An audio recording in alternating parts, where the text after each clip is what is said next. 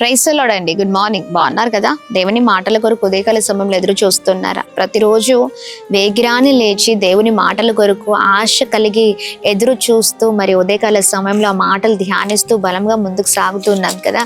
మరి ఈ ఉదయం కూడా ప్రత్యేకింపబడిన రీతిలో సామెతల గ్రంథం 2వ అధ్యాయం 10వ వచనం ద్వారా దేవుడు మనందరితో మాట్లాడని ఉన్నారు. జ్ఞానము నీ హృదయమున చొచ్చును, తెలివి నీకు మనోహరముగా నుండును. Praise the lord. ఎస్, అద్భుతకరమైన మాటలు. చూడండి, ఇక్కడ జ్ఞానాన్ని గురించి ప్రభు మాట్లాడుతున్నారు.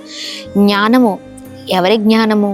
ఈ రోజున ఇంతవరకు మనము మన సొంత జ్ఞానంతో ముందుకు వెళ్ళాం కదా. ఎన్నో పరిస్థితుల్లో ఆగిపోయాం, పడిపోయాం, చెదిరిపోయాం. ఇవే జీవితంలో చూస్తూ ఉన్నాం. అప్పుడు అర్థమవుతుంది పడిపోయిన తర్వాత, అయ్యో అనవసరంగా నా ఆలోచన సరిగ్గా లేదు, నా తెలివి నన్ను సరిగ్గా నడిపించలేదని అర్థం అవుతుంది కదండి. అందుకని చూడండి, లోక జ్ఞానము కంటే దేవుని జ్ఞానము చాలా మిన్నైనది. అందుకనే దేవుడిని ఎప్పుడు మనం అడగాలి, దేవా నీవు నన్ను నడిపించు, సహాయం చేయండి. కొన్ని పరిస్థితుల్లో ఏమి చేయాలో, ఎక్కడికి వెళ్ళాలో, ఏంటి పరిస్థితులు అర్థం కాని పరిస్థితులుగా ఉంటూ ఉన్నాయి.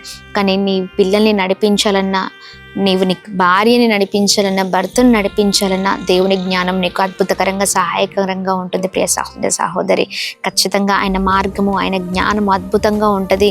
మరి దేవుని అద్భుతంగా నడిపిస్తారు. అందుకనే లోక జ్ఞానము మనకొద్దు, కానీ దేవుని జ్ఞానముతో మంచిగా ముందుకు వెళుతూ దేవుని భయభక్తులతో ముందుకు సాగుతూ ప్రభు నామాన్ని మహిమపరుద్దాం. ఉదయకాల సమయంలో దేవుని జ్ఞానముతో మనము మన కుటుంబాలు నింపబడును కాక. Praise the lord.